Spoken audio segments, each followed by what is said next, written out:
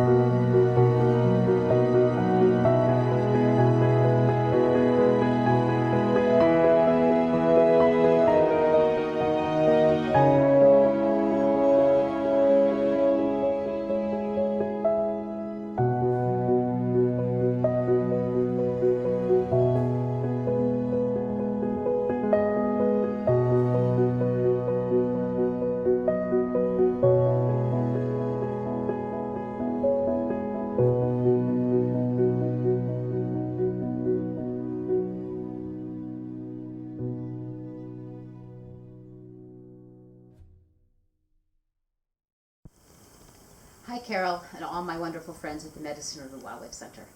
Marilyn Pierman here with the Bird Farm. I just want to say congratulations on the opening of your new center. Carol, it just seems like a month ago that we were standing overlooking that pond.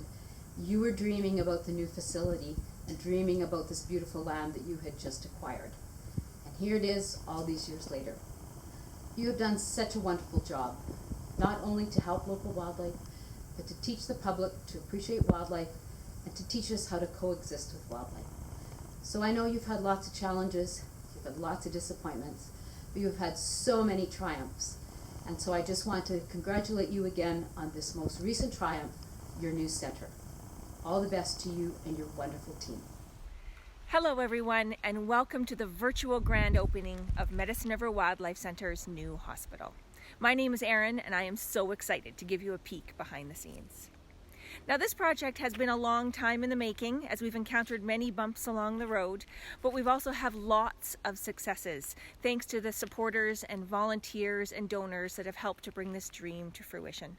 The greatest moment of all was in 2019, when we finally received the funds in order to complete the project. We worked feverishly trying to prepare for a grand opening the following May, but as we all know, 2020 threw the world a curveball. Now, we've all had to adapt, but we have persevered with good people, and we are now ready to give you the first ever public viewing of the brand new hospital. So without further ado, let's go check it out. When you arrive at Medicine River Wildlife Center, you are greeted by a lovely picnic area and a super cool Wildlife Homes playground. The cedar part of the building on the left is the old public facility. It was also used as the temporary hospital while construction was underway. This will eventually be demolished and hopefully replaced by a brand new interpretive center. But that's a whole other story. For today, we are celebrating the new hospital, the modern green building on the right, which I can't wait to take you inside to see. Before we head into the main doors, let's stop to find out where this other door leads. Let's ask Todd Kelly, our facility manager. Todd, would you mind giving us a look? Sure can. In behind this door is our quarantine room. Oh, Come on in and take a look. Let's see. So our quarantine room is set up with this front entryway. This is completely sealed off from this room and the outside and the rest of the building.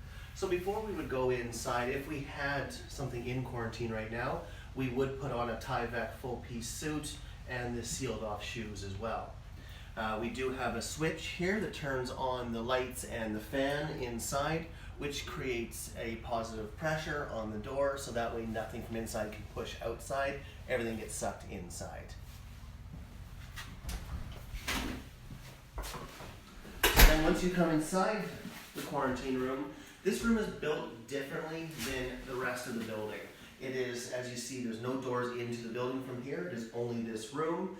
The rest of our building, most of our ceilings are a typical drop ceiling, and if you look up here in the opening I have, you can see the ceiling is built with a solid plywood, then the PVC, and then the lights actually get siliconed into place. So it is completely sealed off. Its ventilation system that it has here is its own system. It is not tied into any of our other vents. It is a direct pump to outside. It has incredible suction. It moves the air out of this room very, very, very quickly. Awesome.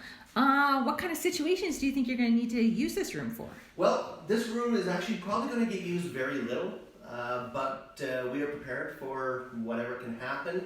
The situations would be anything that is suspect of a transmissible disease, such as distemper, rabies, white nose syndrome, and also we are required by law on our permits to quarantine certain species that come in, and that's any frogs or any salamanders that come in. They would go into an aquarium on heat in the quarantine room, just for covering our permit and our laws. Excellent. Okay. And what about these big sinks over here? What are they for? We also do take in on occasion, oiled animals. So if we're going to get in something from a small oil spill, we have the sink set up so it's a triple wash, so instead of having to change the water constantly, we can have them all set up. Soap in the first one, lightly soap in this one, final rinse in this sink, and then they move over straight into a heated cage. I see. Fantastic. All right. What kind of species do you think? I know you mentioned frogs and salamanders. What other things could possibly end up in this room? Bats, fox, coyote, deer. If we get a deer that comes in from an area that's known to have chronic wasting disease, it has to be quarantined as well. And when it comes to the oil, it can be anything from ducklings to geese to beavers and muskrat. Really, anything that could be in the water that can get oiled. So we hope to not use this room much, but we are ready for whatever happens. Wonderful. Thank you so much, Todd. Thank you. When you come in the main doors, you'll find yourself in a small vestibule. On one side, there are educational and informational handouts. On the other side, a drop-off area. Sometimes outside of hours, we have people that need to drop things off, often a feed donation, which can be left either inside of or on top of the freezer. If it's a patient, people can even tuck it inside this little warming box until staff can attend. Then we move through doors into the reception room. Here we have a little coffee shop.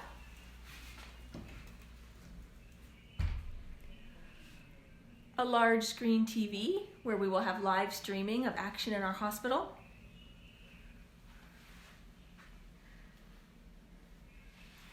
We have children's nature backpacks with activities in them for kids to do while on our nature trail.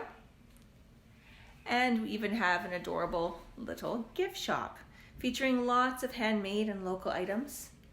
And of course, our favorite part is our Otis the Owl children's book series. The feature of this room, however, is the window into our treatment room. As the hospital is generally off limits to the public, this window gives people the opportunity to have a little bit more insight into what we do behind the scenes. Let's take a look into our treatment room. Here we'll find Carol Kelly, our founder, executive director, and fearless leader. Carol, can you tell us a little about the journey to get this hospital built, up, and running? Well, 10 years ago, we decided that the building that we were in needed some renovations. So our first thoughts were, we're going to do about a $300,000 renovation. Do you think we could raise the money for that? And 10 years later, we built a $1.3 million building that's brand new because we realized the original building wasn't going to be good enough to renovate. And as we got into it, we thought, let's do this thing the right way. If we're going to do it, let's do it all the way. And we started. So it's taken us 10 years. We've encountered obstacles. We've encountered people who promised to do things for us and never followed through. And we also encountered some amazing people who have helped us reach this goal. Fantastic.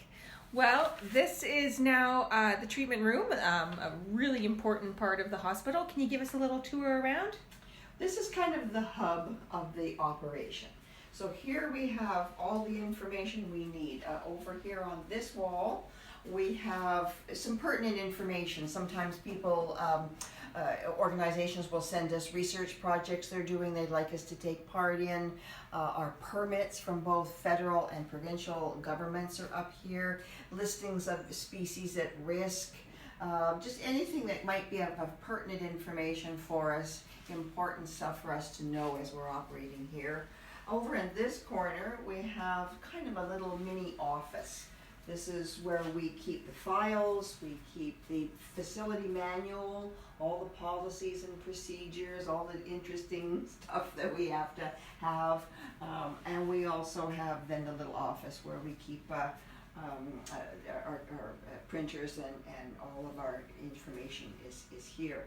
Behind me is the is part of what we have. Our medications are stuff that we would use daily. We do use homeopathic treatments.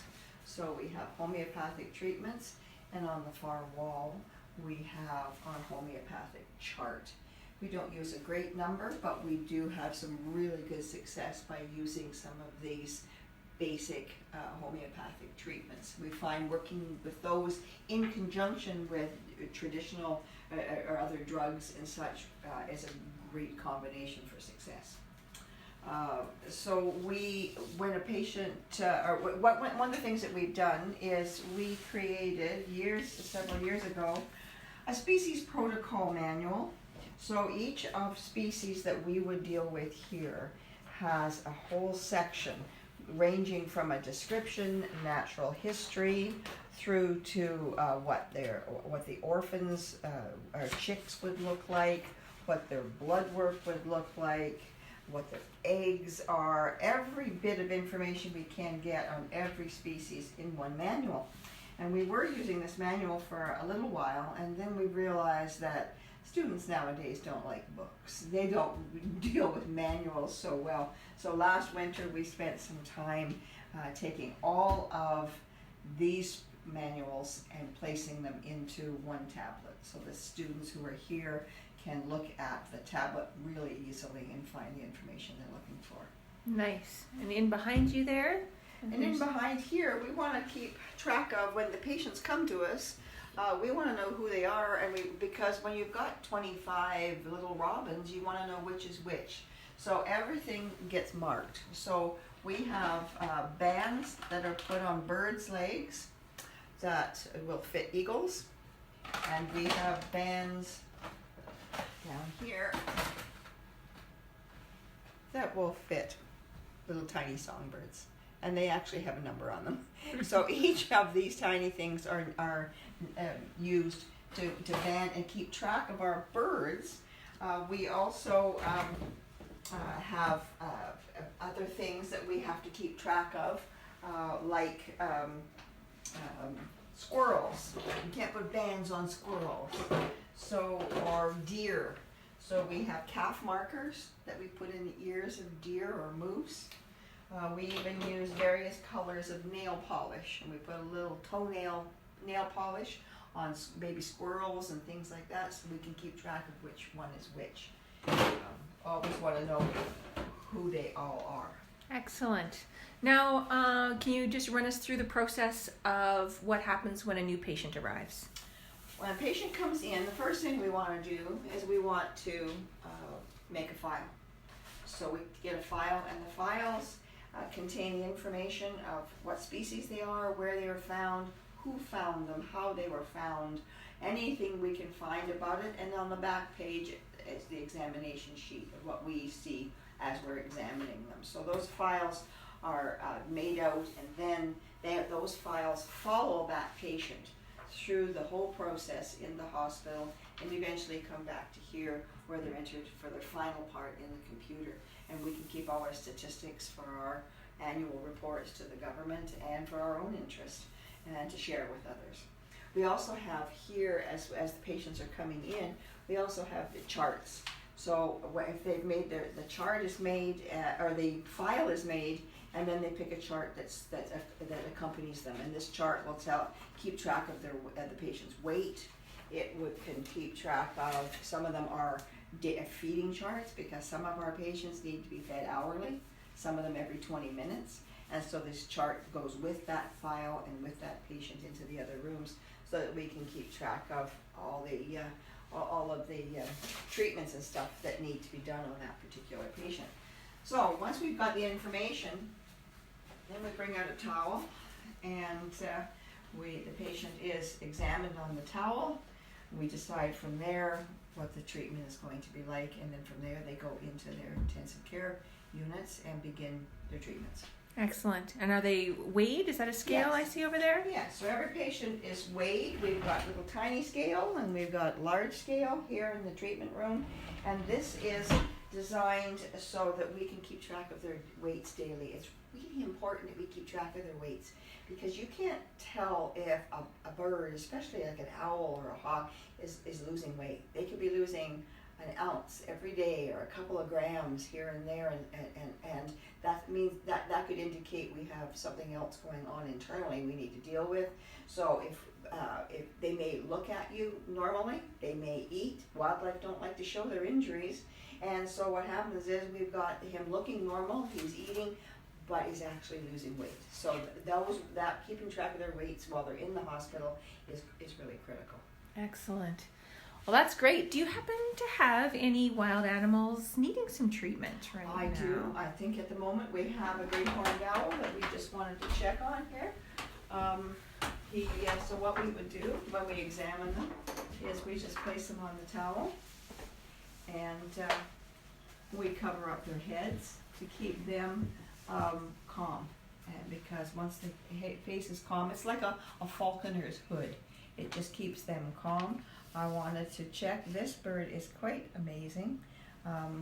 This one has both wings broken. And I just wanted to make sure that both our bandaging is good. I think we may have to rewrap this one a little bit later. It's a little bit off. So that one's a little off, but this one is perfect.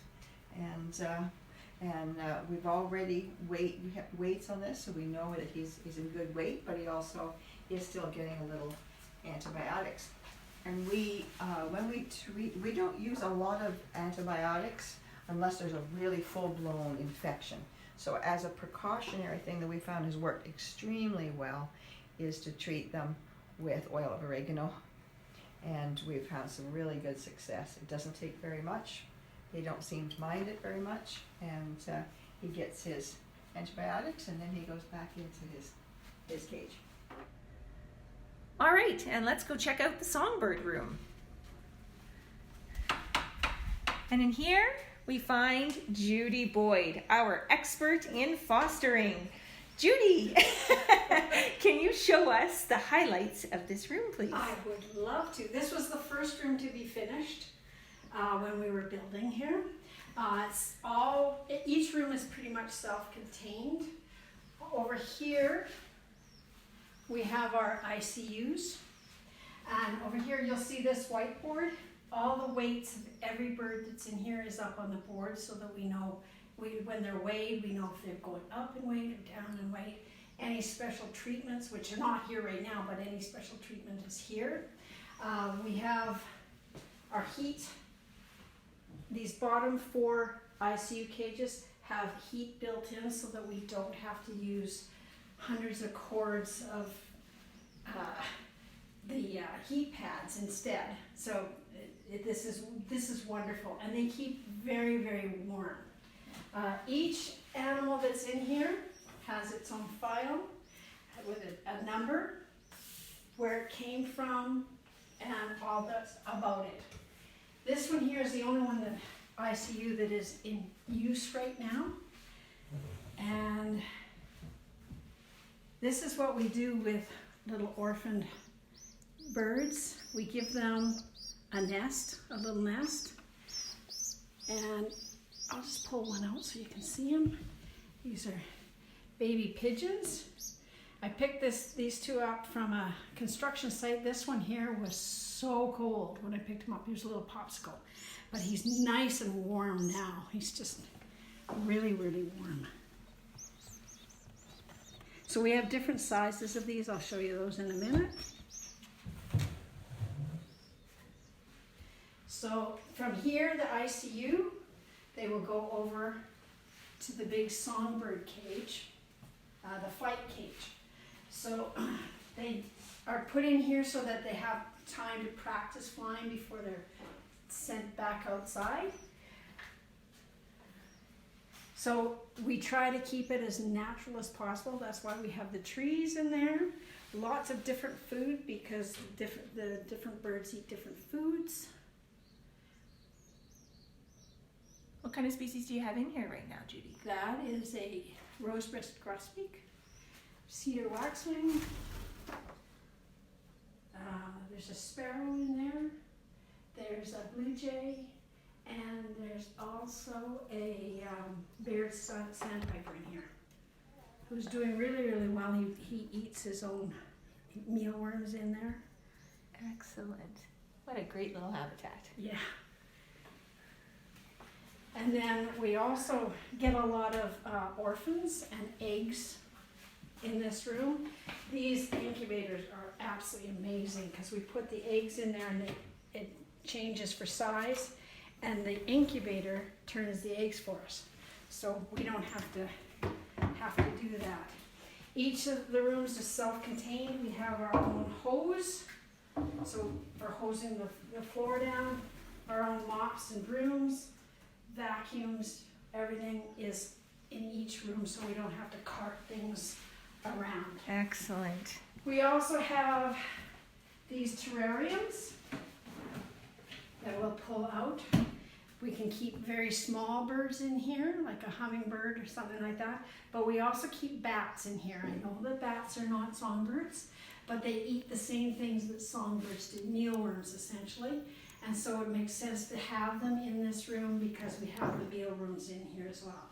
They don't have it yet, but they are going to have a heat pad underneath so we can regulate the temperature for these guys as well. We breed our own mealworms. Right now they're really small. We're going to be adding some new ones, but you can see maybe a little bit of movement in here.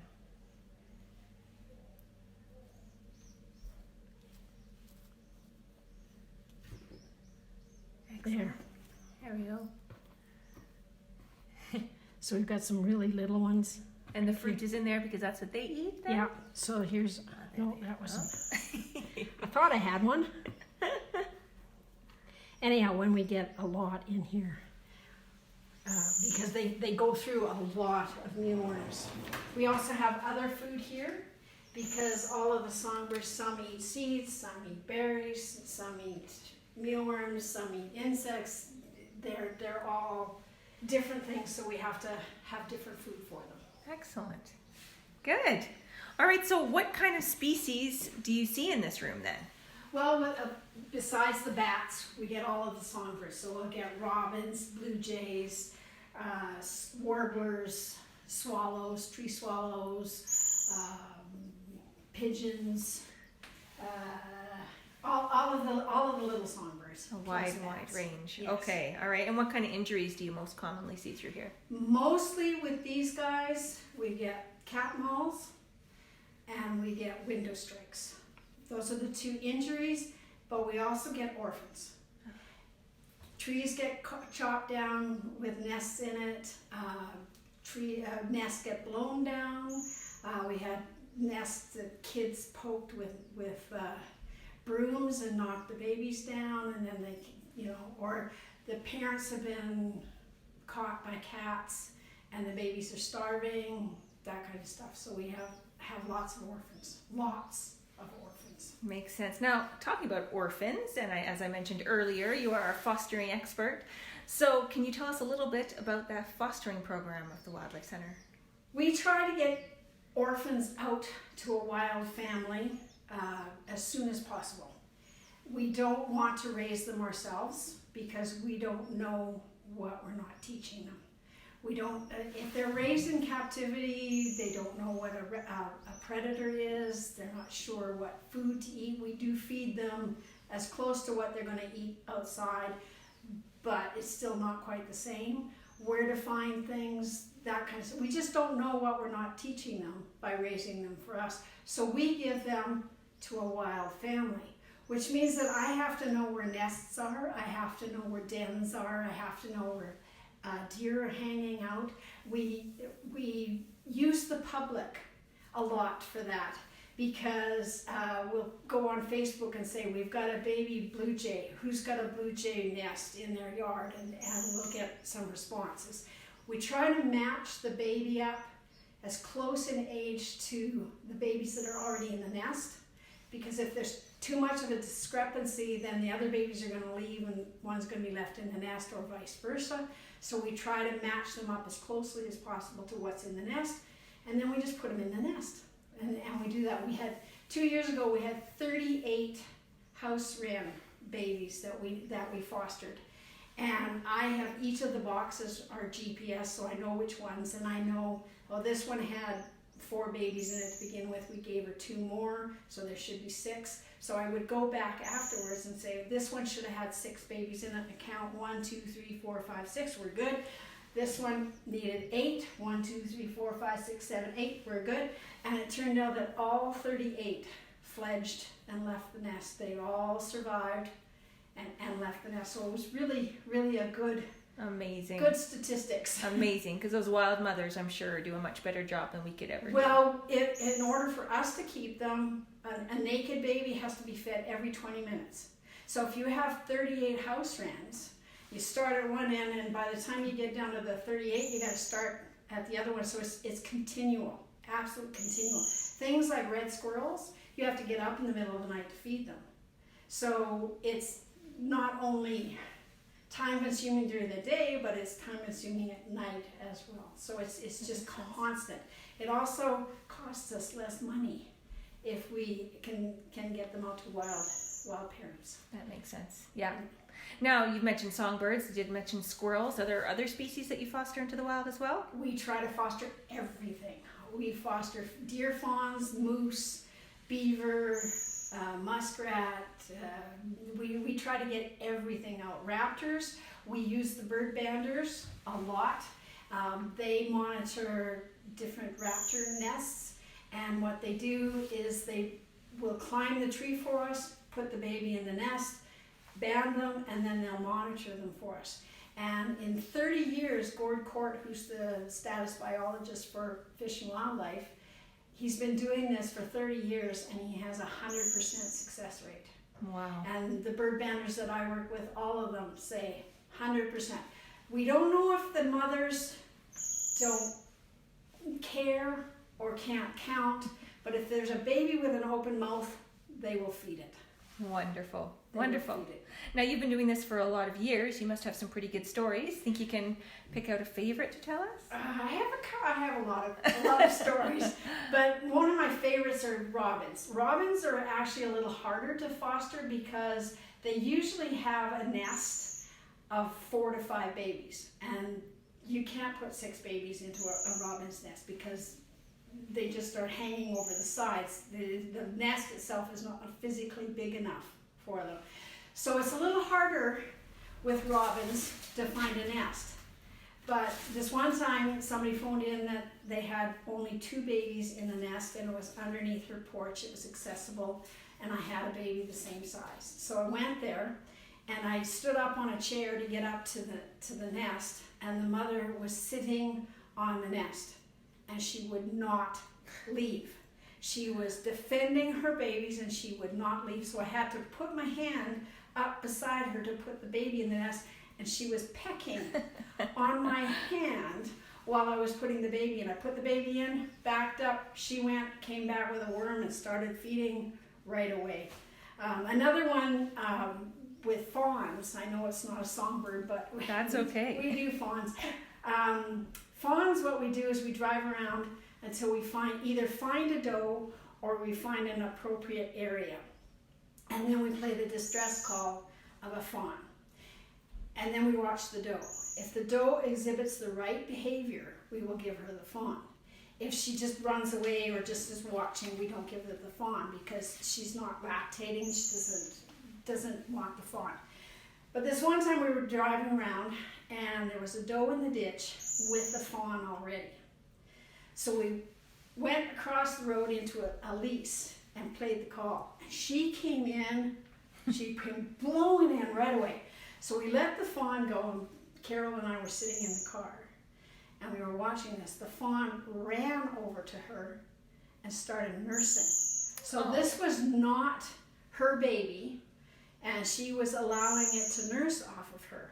And so I started to reach for my camera to get a picture, and Carol, out of the side of her mouth, said, "Don't move." She's watching us. Don't move. And I was like, "But I need a picture." Don't move. So we didn't get a picture, But the fawn finished nursing and the two of them went off together and lived happily ever after, I hope. Oh, wonderful. What a beautiful story. Yeah. Well, thank you so much for all of the information you gave us today. Thank you. All right. And enjoy, everybody. And next we're going to move into our small raptor room where we find Gwen, our wildlife conflict specialist, or as many of you may know her, the skunk whisperer. Now, she's going to give us a tour of our small raptor room, but first, Gwen, can you explain exactly what is a small raptor? So a small raptor refers to birds of prey that are about crow-sized or smaller. This covers things like kestrels, merlins, sharp-shinned hawks, broad-winged hawks, as well as small owls like saw-whet owls, northern pygmy owls, long-eared owls, short-eared owls, essentially those birds of prey. Here in the small raptor room, we also keep non-raptor species such as larger corvids like crows and magpies, and shrikes, as they are predatory birds despite being songbirds. So if we kept them in the songbird room, it would make for some unhappy patients. All right, and what do you have in the room here right now today? So right now, it's a little quieter because fall is setting in and the migration is kind of past. But over here, we've got a magpie with a broken wing and a couple of crows, and they're in various stages of recovery. You can see they're quite messy birds, so we have to do a lot of cleaning in here, though with the new hospital setup, it's much, much easier to do that. We also have over here a short-eared owl with a broken wing who is in recovery. We're not going to open this door because short-eared owls are quite flighty species. They really don't like people, which is what you want from a wild bird, but it makes them a little more difficult to care for in captivity. All right. So what are the most common kinds of injuries that you see with these kinds of birds? So it varies based on species, but for small birds of prey like falcons, the kestrels, merlins, also sharp-shinned hawks, we mostly get window strikes because they're chasing their prey, which is usually a small bird. The small bird bonks into a window, and of course the bird of prey who is chasing also bonks under that window and hurts themselves. We also do get them vehicle strikes where, they're chasing small rodents across the road, not paying attention to an oncoming car, and they get bonked that way. For our smaller owls, it's pretty common for short-eared owls and long-eared owls to be caught in farm equipment. Especially short-eared owls, because they are ground nesters, they often get hit by swathers and threshers. They also can be caught up on barbed wire as well. Oh, I see. Okay. Also an avid corvid enthusiast, Gwen has her own education magpie named Barricade. Gwen, can you tell us a little bit about Barricade and why you would choose a magpie for education? So I got Barricade in May of 2017. I've been driving home from work here at the center, past a magpie nest I'd passed many times, but this time there were a couple ravens who were picking at the nest, they had it down, and I thought, gee, I wonder. So I stopped, and sure enough, there had been babies in the nest. The ravens had eaten all the other babies except Barricade. And what we would normally do is we'd take baby magpie, make sure he's healthy, and tuck him into a new nest of magpies to be raised in the wild. But I really wanted an education magpie because here in Alberta, they're not well-liked birds. There's a lot of misinformation out there about magpies, a lot of prejudices towards them. And so having him as an education animal allows us the opportunity for people to meet a magpie up close, see that they're not scary, they're not mean, they're not aggressive, they're not trying to kill all of our songbirds, they're not out there picking on your farm animals on purpose, they're just trying to lead their lives. But they do kill songbirds sometimes though, right? Does that just mean like they're a part of the food chain? Or yes, crows and magpies, they do kill songbirds. However, research done by the Cornell University has indicated crows and magpies account for about 1% of nestling mortality in songbirds. Wow. So they're getting a bum rap. And absolutely, they're big birds, so it's easy to see if they pluck a songbird out of the nest. But you're not seeing the hundreds of other animals that are also eating those nestlings. In fact, deer account for about the same amount of nestling predation as for corvids here. Wow, well you're right, they do have a bum rap, so that's really, really good information. All right, well thank you Gwen so much for the tour and for the introduction to Barricade. Bye-bye. Okay, and now we're moved into the animal kitchen where Carol is going to give us a little look around. First thing we like about our new kitchen is it's big and bright and clean. And that was really important for us to have some pleasant place to be doing this work in. So we begin here with, on the wall, we have some of our capture equipment that we're going to be putting here. These files represent cages that are outside and the patients that are in those cages, so we can keep track of everybody. We've got a lovely large working board here that gives everybody their projects. So we have everybody here that list their names, and when we think of projects, we write them on here. Things that we need to buy, groceries, anything that any notes we need to keep with each other are kept on this board. Behind me is where we keep our feathers. When we find naturally molted feathers in our cages and with our patients, we like to keep them. We don't like to throw them away if we don't have to. Every animal here, every bird here has got a 4-letter code. So this would be a red-tailed hawk. And the red-tailed hawk feathers are then kept carefully and nicely in here. We sometimes use these feathers for gifts. We'll use them for items in our gift shop, but we like to keep the feathers for just because we don't want them to waste, and also we can make some good use of them. The one thing that we do not keep here very much is our eagle feathers. And the eagle feathers are quite special to our Indigenous people here in Alberta. And there is a program through the government where we hand these feathers into them, and then they disperse them to various First Nations who want them for ceremonial use. And so we're very happy to save those feathers and pass those on. We don't distribute them here ourselves. They go back to the government for distribution. We have some lovely people who have donated and made some wheat bags and rice bags for us, and flax bags. And these are awesome. They have covers that come off, and so that we can wash them. And these are wonderful for traveling little patients in, for intensive care patients and things that we want to keep warm while we're traveling. We can pop them on that bag.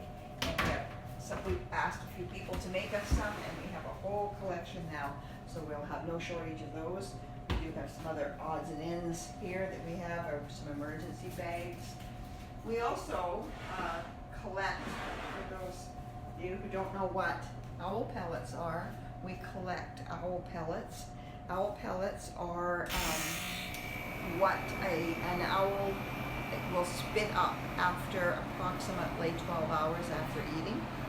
And these pellets contain the bones and the hair of the prey that they've eaten. And I know this doesn't sound really good to a lot of people, but we sell these after they're dried and wrapped and baked for sterilization. We sell these for $3 each. And you say, who on earth would buy something that an owl spit up? Well, people, schools, nature centers, things like that, they buy these for owl programs.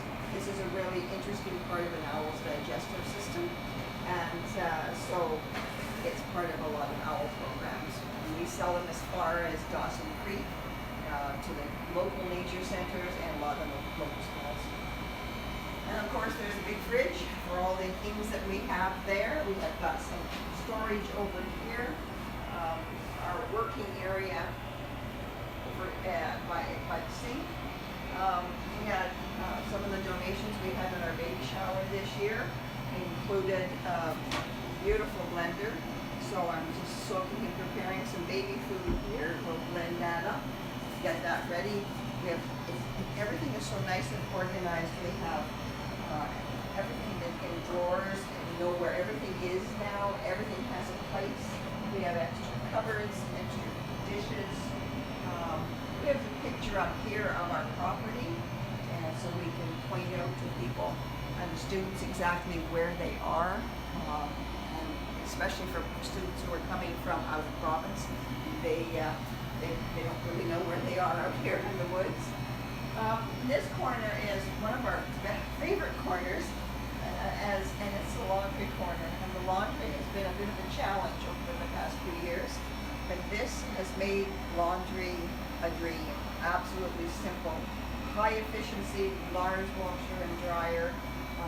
All of this, the laundry soap has been donated on our baby shower, and a beautiful view of this window across our wetland.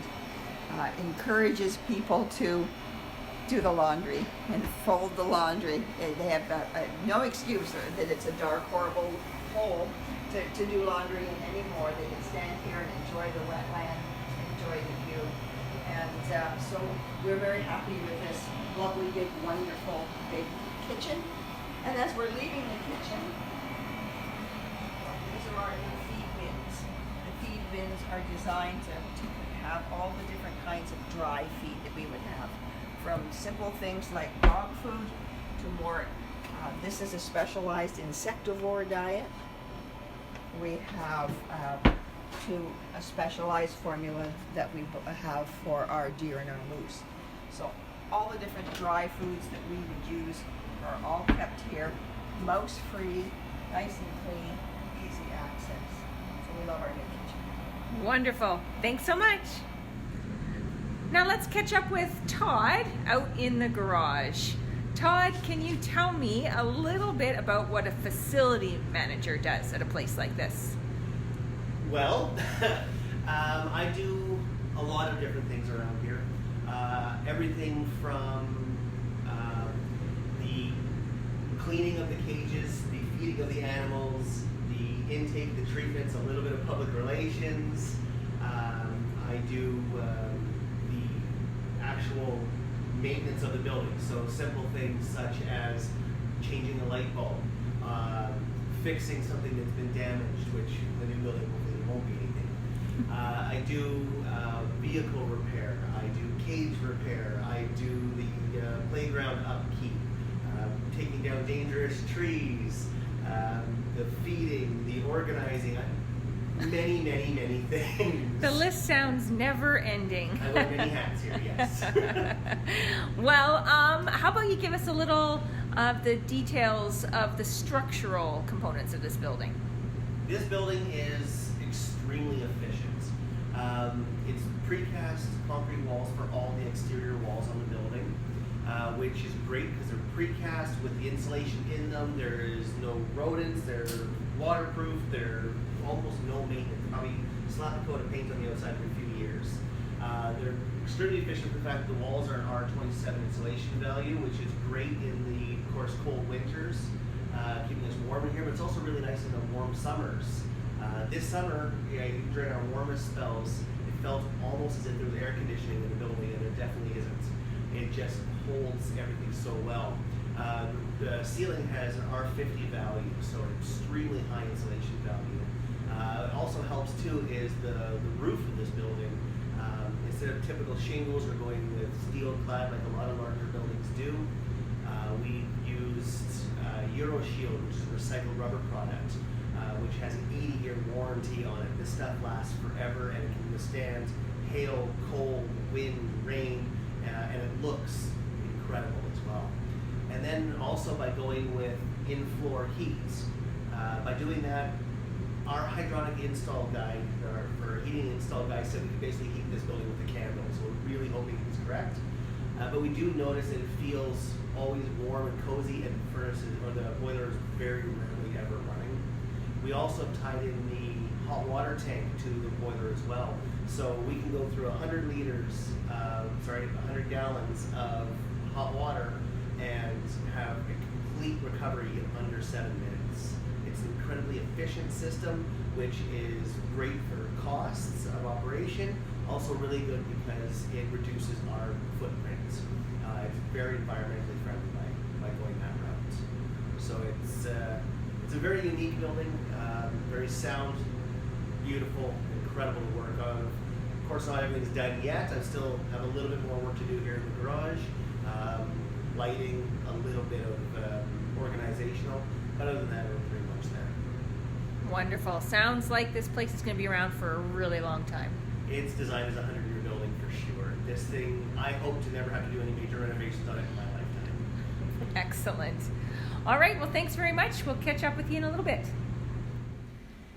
Next, we'll make our way down the hallway, around the corner, into our still under construction waterfowl room. Here we find Grant Kelly, busy at work as usual. Grant is a longtime volunteer, cherished carpenter, and one of the managers of this construction project. Grant, can you give us a little information on the construction details that makes this building so unique? Sure I can. How you doing, Erin?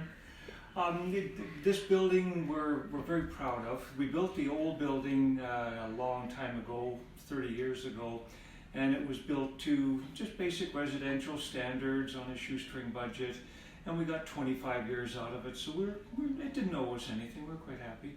But this one here, as far as we're concerned, this is a 100-year building. And so, for example, the walls are precast concrete, all the outside walls. They'll last 100 years or more. The shingles on the roof are recycled rubber, 100 years easily. So everything that we've built here, we've made it so that it'll last a long time. Inside the building, you'll see all the walls are white. This is all PVC interlocking panels. So they are resistant to bacteria, easy to clean, bright, moisture resistant, no issues with them, as well as the concrete floor with in-floor heating and the type of finish, the vinyl type of finish that's a poured on finish. And so again, a long time. Each room, as I'm sure you've already talked about, each room is its own independent intensive care unit. This one is for waterfowl. So I'm working on a lot of different things in here. For example, all the intensive care units. You've probably seen them in the other rooms. They have the sliding doors on them. This one I'm just about finished, and it is PVC. Half-inch rigid PVC, very solid, durable, but again, easy to clean. Bacteria is not an issue. Anything, feces, any gopher guts, all easy to wash off and keep clean. So this one here, I've just got to get the tracking on. I'm just measuring that now, and then we're going to do the sliding doors. And then a lot of these we put heat inside on their own separate thermostats. You probably saw that in the other rooms. We did, yes. Now, this waterfowl room I've heard has been a bit of a challenge as well. Can you tell us a little bit about that? Sure. Well, Carol and Erin said they wanted to be able to have a pond where they can put ducklings, because they quite often get ducklings in the spring. They're all long gone now, but and then they need a place before the fostering. They need a place for a day or two, something like that. So they said, build us a pond with a heated area inside. Okay, how are we going to do that? So this is what we've built over here. Come, I'll show you. So this here was formed, I had our welder come in and we shaped it. We formed it with steel rebar, and then we've covered it with concrete. And this is meant for molding and shaping. There's a drain down in the middle. There's a water supply that I'm putting here on your left-hand side. So that way it can be rinsed down, washed down, filled with water. A gentle slope here up to a loafing area. And this is where the heat comes in. So these are reptile cage heat panels, and these go underneath. And so that way by thermostat we can control the temperature on the area where the ducklings sit. Then they can walk down into the water. And even a bigger diving bird, a loon, a grebe, that type of animal, can still go in here and have room to move around. Our good friend Bonnie Miller, a great artist, and so she's creating a diorama inside. So they did the one wall because it's the outside wall, and then these other two panels I had to take them apart again and then reassemble them inside. So this will all be quite pleasant to look at. I don't know if the ducklings really care very much, but it might make a difference. So we've got, still have to put full spectrum lighting in the ceiling. We have to get that done. And extra fans, going to be high humidity So we're going to have to draw that out, and then this will have the same sliding, the plexiglass, that white plexiglass that you saw on the other cages. That's going to go on here as well. Again, lots of natural light, but they can't see people, and then you open it only as you need to. Wow, what an amazing system. That'll be so good and so much better than what we had before. Yeah. Excellent. So it's been a challenge, but so many things we've done. I've been building this place for year 36, right from day one, and so it's always a learning experience. All of these cages came from just, we made enough mistakes over the years. We finally figured out how to do it so it works. Same with the water. The mammal room that I haven't even started on yet, same thing. We've made so many mistakes in the past, so we learn from them, and it's always continuous improvement. That's what we're looking for here. That's great. All right, well, that's it for now. Thank you so much for everything you've done and for chatting with me today. My pleasure. See you later.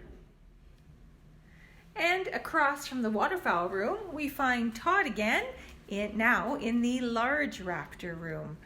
Todd, can you tell us what kind of birds you would see in this room? Well, typically in the largeraptor room, the most common species that we'd see here are things like red-tailed hawks, Swainson's hawks, great horned owls, great gray owls. Those are our most common. We do see things through this room already, such as we'll see rough-legged hawks, we'll see bald eagles, the occasional golden eagle. We also have, every once in a while, we get a very unique kind of a one-off that we rarely ever see. And like this guy right here, which is a juvenile turkey vulture. He is missing a portion of his one wing, and unfortunately he will never be releasable, but he is going to live at the Coaldale Birds of Prey Center right away.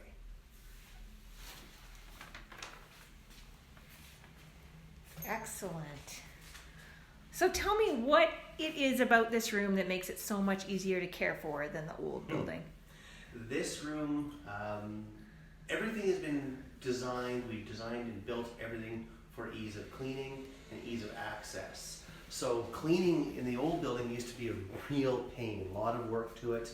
These ones are built with PVC walls and ceiling, siliconed corners, completely waterproof. There's a drain in the floor in every single one of our flight cages. So this cage here, we would sweep out the dirty wood shavings, just give it a quick spray down with Virox, grab the hose it down, let it dry, and it's done. And every room has its own hose, retractable, with hot and cold running water, which makes things super easy here. Slick. A cage this size in the old building would probably take half hour to properly clean, maybe even 40 minutes depending on what was in it. We've had it now where it was disgusting. We had 4 red-tailed hawks, and if you don't know, red-tailed hawks are very dirty birds. And it took less than 15 minutes to clean the cage top to bottom. Perfect, done. Wow. So also having a room that's this large with this much storage space, it's great. Everything you need is right at hand. So from the towels you need to the dishes we need for every cage, everything, all our cleaning supplies under the sink. Of course, having this big sink in every room is incredible. The doors pop out of the ICUs so you can clean them really easily. And also, a thing I like about this room too is having the big window here facing south. It's bright, it's sunny, it's a nice feel, it's a nice clean room to be in. Nice place to work. Yes.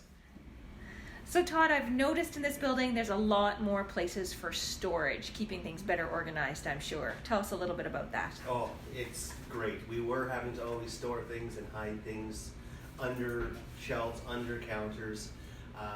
We have 4 very large storage rooms in this building.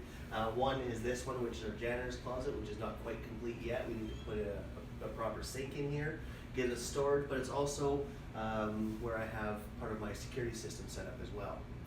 I do have a very state-of-the-art security system in the building, along with 24-hour video surveillance. We want to keep this place secure. We have had issues in the past, and we are installed all this to alleviate any problems. Oh, that's wonderful, because of course many of us know about the break-ins we've had. Yep. So keeping things safer must put your mind at ease. It does. Also, in the security system is put my mind at ease, especially for the fact that everything is tied directly to my phone. I have complete access, control, and monitoring from anywhere in the world. I can see any of the cameras, I can record, I can zoom, I can even talk to somebody through the cameras. We've got complete access control. It is also has 24-hour monitored flood sensor, freeze sensors, and carbon monoxide and fire sensors as well, or fire detection as well. Excellent.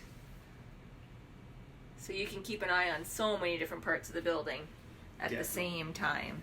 Exactly, from anywhere at any time, which definitely helps me sleep better at night. Absolutely. Thanks, Todd. Lastly, we want to show you one of our favorite rooms in the building, the staff room. This is a quiet space where we can come to take a break, read some books, do some research. There's a full kitchen, including laundry for people laundry only.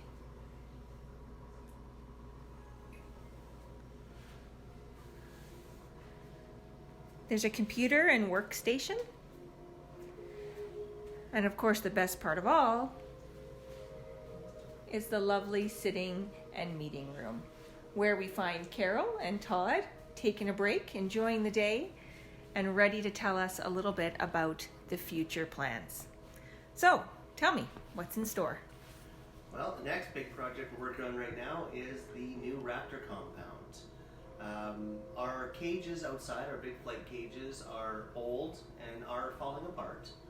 Some have already completely fallen apart and have been torn down. So it's time, we're desperately needing to build this new raptor compound. It's very unique in the fact that it's one cage, one roof, 8 separate cages inside. So we can house everything from eagles to your small raptors in there. All at the same time. It's going to be completely off-grid, rain collection, solar power. It's going to be a forever kind of cage. It's being built with power poles as the main frame of the building. So our next step, once the excavation is complete here in a couple weeks, is Fortis has actually stepped up and they're going to be donating the 60 power poles required to build this thing. And they're going to donate the crews as well to come out and install the poles here in a couple weeks. Wow, so, incredible. Big thank you to Fortis. That's excellent. We're excited about that. And then that's probably all we'll be able to get done before winter actually really sets in. But we still have some fundraising left to do on it. Yeah, we have to raise the money, of course, for the actual rest of the materials and the construction of the rest of the building. So that comes to approximately $98,000 that we have left. It's a $160,000 building. Fortis's part will take up about $20,000, and we have a gentleman who has anonymously offered some completion money. So we feel that we probably need about another $98,000 in both labor and materials. So if we can get lots of volunteer labor, that will reduce the amount of cash that we have to make for this. But we very much need this cage, and it will make a world of difference for our birds of prey and for the efficiency around here. So what about our monthly giving program? We're starting that up pretty soon, correct? Yes, that's another thing. What we're looking at is sustainability for the facility. And sustainability means some money that we know is coming in. Have always been feast or famine. So we get a lot of donations and we're doing really well, and then all of a sudden there's nothing for a while. And it's very difficult to operate. It's difficult to hire more staff when you can't be guaranteed of funding that's coming. So we want to step away from the feast or famine thing that we have, and we want to have sustainability. And we feel that the main way to do that is to have monthly donors. We do have a solid little core of monthly donors right now that have been with us for years, but we need to increase that. We need to increase that to 1 or 2,000 people. And the cool part about this is you don't have to give a lot. So if you just give us your information, and we automatically take $10 a month off of your credit card, or we take $100 a month. Everybody is different. Right now we have a donor that gives $10 a month, and we have a donor that gives $500 a month. So it is really critical that you can give whatever you are capable of doing. So you don't think that $10 a month is not going to help us at all, because it absolutely will when there's a lot of us doing it. And so we need to have a lot of people kicking in to give us a little bit and give us some sustainability so that we can hire more staff and have better services. And it really adds up. And I know with our new website that we're launching at the end of the month, the monthly giving campaign will go hand in hand with that, and make it really easy for donors to sign up. So I encourage everybody to keep an eye on our social media, so that way they can take part in that. And we're very excited about the new website coming out it should be launched on the 26th of this month. And so we're very, very excited about it. So we really want people to have a look at that and give us your feedback. Tell us what you like about the website. Tell us what may be missing that we can add to it and make it even better. Absolutely. All right, anything else in the works? Well, always. After we get the Raptor compound completed and we get the monthly donor program up and running, then we're in the first stages of planning for a new interpretive center.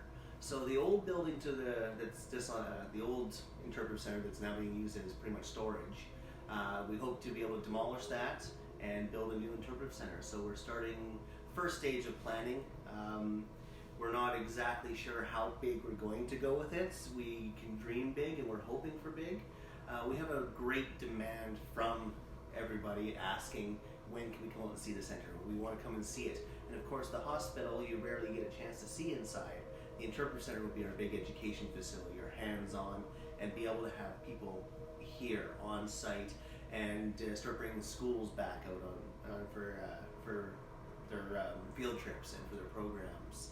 We're looking at expanding, once we have that up and running, of doing ski rental and cross-country ski trails on the property, seeing as how we have such a great expanse of wild nature around us, that cross-country ski trails are almost zero impact to the environment, and of course we're not worried about people out there during breeding season and baby season scaring them all away and injuring nests. But it's just a way to keep people interacted with us 12 months of the year. And of course we always encourage you to get outside and enjoy nature and enjoy what you have and what we have around here. Absolutely. And as education coordinator, I am most excited about that interpretive center. So I hope to see that happen sometime in the near future. Well, is that it? Is that enough for on our plates for right now? I think that should keep us busy for a little while. For years, yes.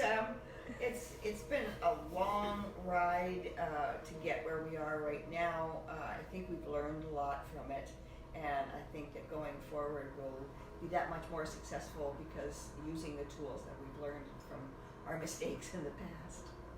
Absolutely. But I think right now is a great time to sit back, relax for a day or two, and enjoy what we have built here and the work we've put in to build this hospital, and the effort from us, from all our volunteers, from all our donors, from all the people who've been involved in this facility.